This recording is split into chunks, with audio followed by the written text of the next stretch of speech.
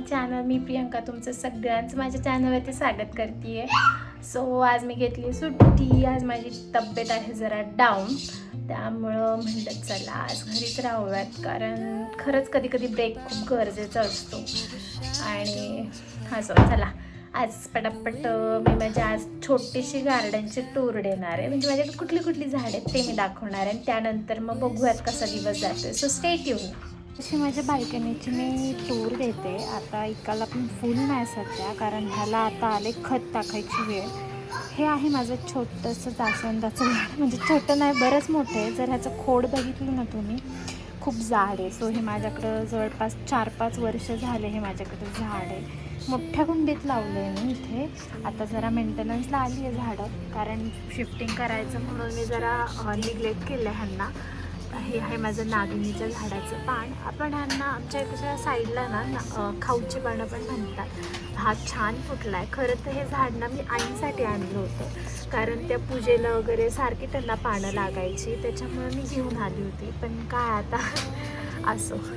त्यानंतर हे आहे माझं रोजचं झाड. ह्याला व्हाईट गुलाब येतात, कधी कधी ना मिक्स. ह्याला कळी पण आली आहे, बघितलं मी.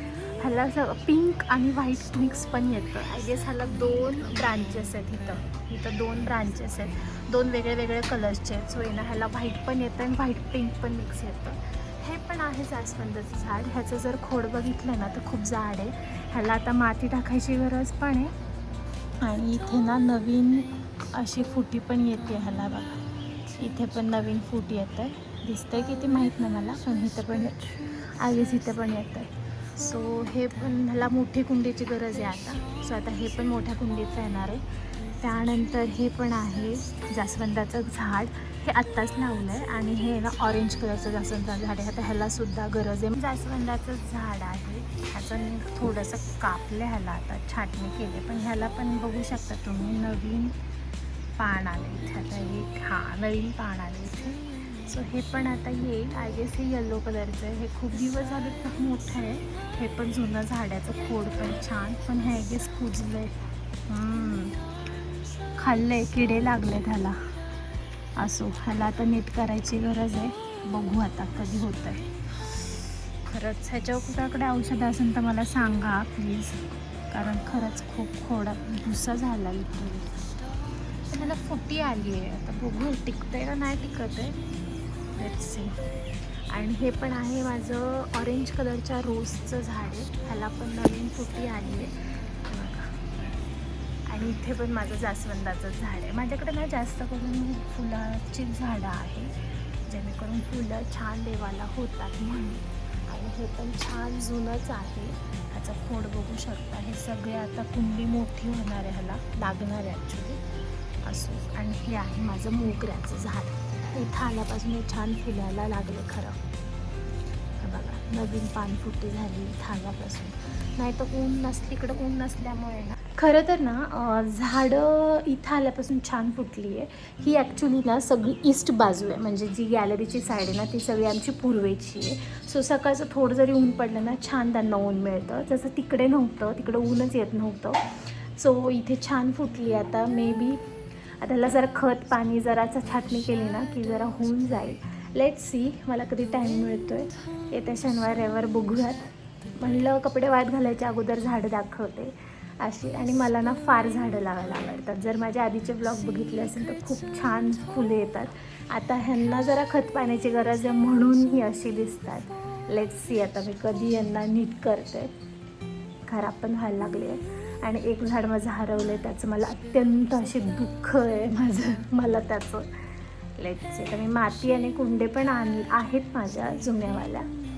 बघूयात कधी टाईम आणि कधी मॅनेज होतं आहे. तुम्हाला पण काय स्टे ट्यून.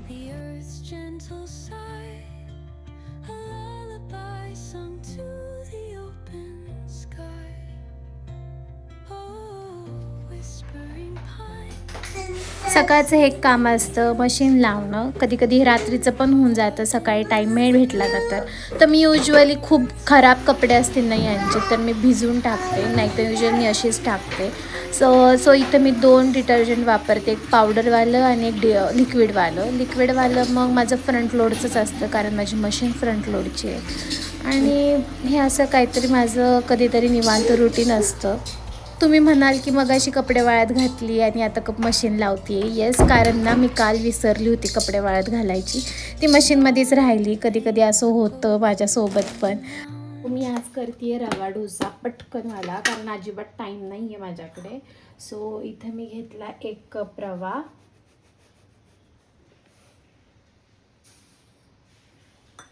आता इथे मी घेतला 1 कप तांदळाचं पीठ. आता हे थोडंसं कमी आहे माझ्याकडे, पण 1 कप घ्या.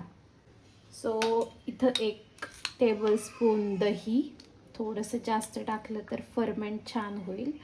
आणि मीठ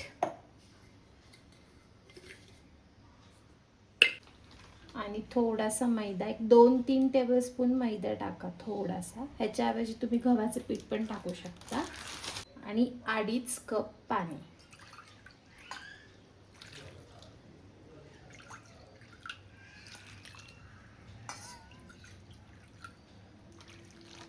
छान मिक्स करून घ्या, लम्स नाही ठेवायचे ह्याच्यामध्ये.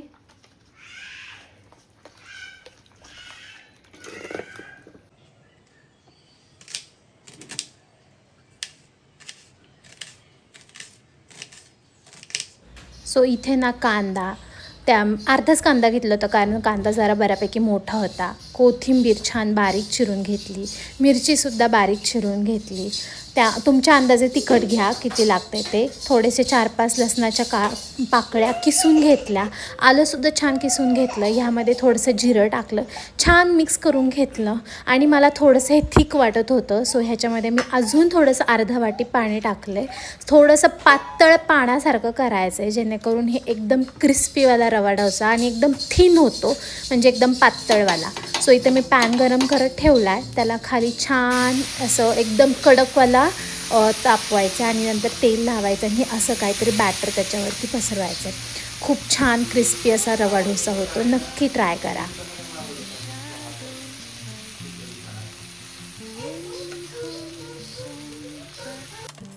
पहिला डोसा थोडासा जाड होतो, ऑब्वियस आहे, पहिला अंदाज येत नाही. पण दुसऱ्या वाल्यापासून नाही अशी छान अशी जाळी सुटते, खूप छान असा क्रिस्पी होतो ना.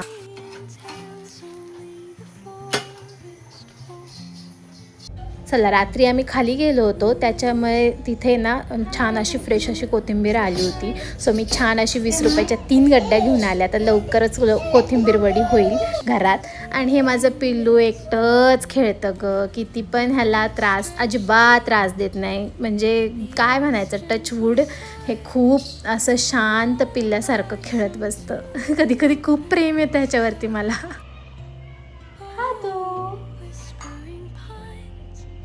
काय खेळतं माझे बाल? एकटाच खेळतोस? एकटाच खेळतय. कधी कधी असं वाटतं ना.